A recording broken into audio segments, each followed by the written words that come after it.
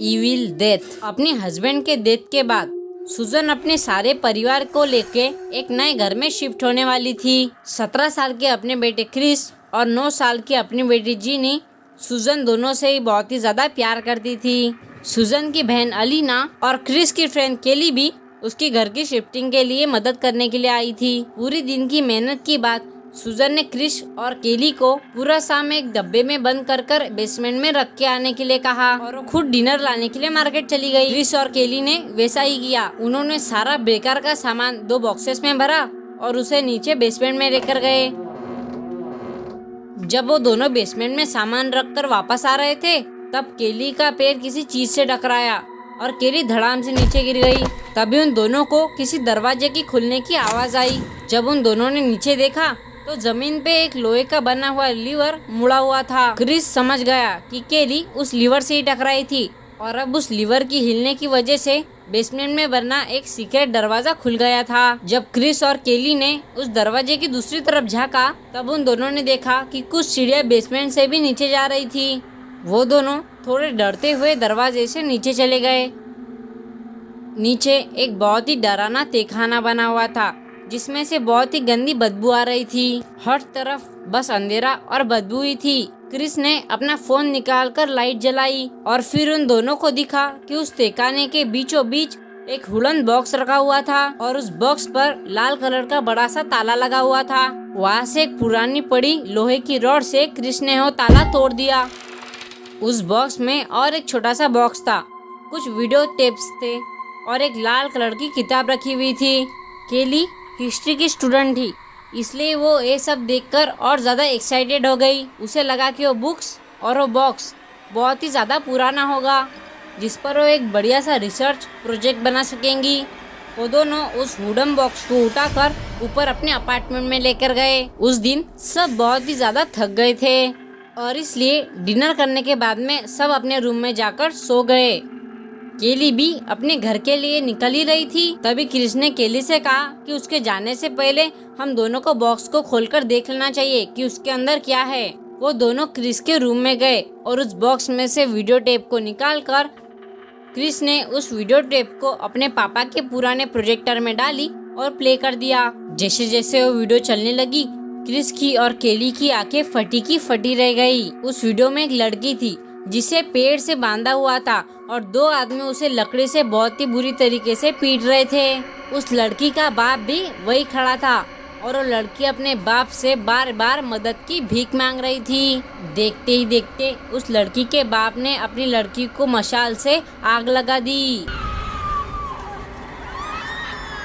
और वो लड़की उस पेड़ से ही बंधी हुई जलकर मर गई। क्रिस ये सब देखकर बहुत ही ज्यादा डर गया था। उसने जल्दी से जाकर वो वीडियो टेप निकाल ली। अब केली ने उस बॉक्स में पड़ी उस लाल बुक को उठा लिया।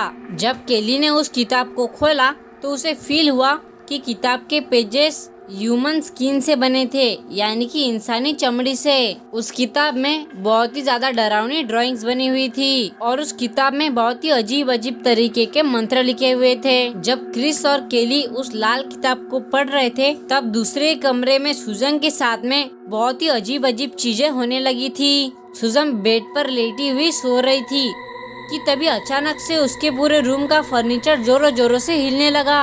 उसके रूम का दरवाजा जोर से बंद हो गया और अपने आप ही लॉक हो गया। देखते ही देखते सुजन का बेड भी बहुत ही जोरों से हिलने लगा। तभी सुजन को लगा कि शायद बहुत ही तेज भूकंप आ रहा है, लेकिन फिर जो सुजन ने देखा वो देखकर सुजन के होश उड़ गए। सुजन ने अपने कमरे की खिड़की से देखा कि बहुत ही दूर से उसकी घर की तरफ बहुत ही बड़ा एक तूफान आ रहा है। वो तूफान घर की तरफ आते ही सुजन को उसमें बहुत ही बड़ा एक काला साया दिखा। तभी सुजन की घर की खिड़की चूर चूर हो गई। सुजन भी हवा के प्रेशर से सीधा घर के पीछे दीवार से टकरा गई। सुजन ने अपना होश संभालकर जैसे ही सिर ऊपर उठाया तो सुजन ने कुछ ऐसा देखा कि खौफ से उसकी आंखें फटी की फटी रह गई कि उसके सामने बहुत ही बड़ा सा एक काला साया था।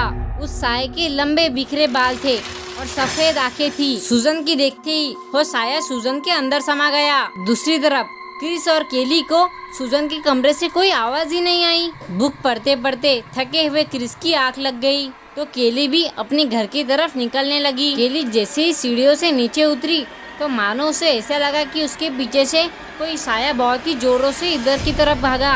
उसने मुड़कर देखा तो वहाँ पर कोई भी नहीं था, लेकिन वो जैसे ही आगे मुड़ी तो उसने देखा कि सूजन रेंगते हुए सीढ़ियों पर चढ़ रही थी।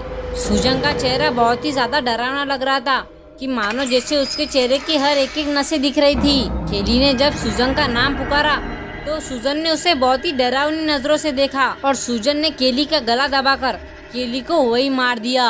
ऊपर वाले कमरे में इलियाना और जिनी सो रहे थे। जब इलियाना को हॉल से कुछ अजीब अजीब आवाजें आई तो उसने अपने रूम से निकलकर नीचे की तरफ देखा तो उसके पैरों तले जमीन खिसक गई। तो उसने देखा कि सूजन मरी हुई केली के गर्दन का मांस खा रही थी कि तभी सूजन की नजर इलियाना की तरफ पड़ी। सूजन को देख के ही इलियाना बहुत ही ज्यादा डर गई और उसने रूम की तरफ जाकर रूम का दरवाजा जल्दी से बंद कर लिया। इलियाना जिनी के पास गई और उससे कहा कि तुम्हारी मॉम को कुछ तो भी हो गया है, पर वो बिल्कुल भी ना घबराए। इलियाना ने रूम का दरवाजा थोड़ा सा खोला और बाहर की तरफ झाँका, लेकिन अब सूजन वहाँ बिल्कुल भी नहीं थी। इलियाना ने जल्दी से जिनी को उठाया और घर के बाहर की तरफ भागने लगी कि तभी सूजन इलियाना के ऊपर कूद पड़ी। इलियाना ने सूजन को जल्दी से कहीं भागकर छुप जाने के लिए कहा। सूजन ने इलियाना का गला पकड़ लिया। वो उस पे हमला करने वाली थी कि इससे पहले कि क्रिस ने पीछे से आकर सूजन के सर पर बहुत ही तेज जोर से गिलास मारकर फेंका। वो नहीं जानता था कि उसने जिस पर हमला किया था वो उसकी माँ थी। उसे लगा कि कोई घुसपैठिया घर में घुसकर उसकी मासी के ऊपर हमला कर रहा था कि तभी सूजन बौखला उठी और उसके सर से खून निकलने लग गया। सूजन चिल्लाने लगी और तभी अचानक उसकी मुंह से एक बड़ा सा काला साया बाहर निकल गया और हवा में ही गायब हो गया। सूजन एकदम से ही नीचे गिर गई और उसकी हालत बेहोशी जैसी हो गई। इलियाना को कुछ समझ नहीं आ रहा था कि आखिर ये सब क्या हो रहा है कि तभी क्रिस ने इलियाना को उस बॉक्स के बारे में बताया। तभी इलियाना ने और क्रिस ने उसी रात को उस बुक्स और टेप को जलाने की बहुत कोशिश की, लेकिन उसमें से कोई भी चीज नहीं जली। इलियाना ने वो सारा सामान लिया और बिना कुछ भी सोचे उस सारे सामान को दूर समंदर में बहा आई। सूजन को जब होश आया तो वो पहले जैसी ठीक तो थी, लेकिन उसे कुछ भी याद नहीं था। अगली सुबह सूजन को केली के मर्डर के लिए अरेस्ट कर लिया गया। इलियाना बच्चों को लेकर अपने साथ कहीं दूर चली गई और वो नया हॉन्टेड घर जिसमें वो नए नए शिफ्ट हुए थे उसने वो हमेशा के लिए छोड़ दिया। लेकिन वहाँ से जाते हुए क्रिस ने जब ध्यान से मुड़कर पीछे देखा, उसे घर के बाहर वाले एरिया में ठीक वही पेड़ दिखा जिससे वो वीडियो में वो लड़की बंधी हुई थी। लेकिन क्रिस उस तरफ ध्यान न देते हुए अपनी आंट इलियाना के साथ में कार में बैठकर वहाँ से चला गया। कौन थी वो लड़की और क्या है उस पेड़ का राज, क्या है उस घर का राज और उस बॉक्स में वो सारी किताबें और वो बॉक्स में क्या था, जानने के लिए चेकआउट इविल डेथ पार्ट 2।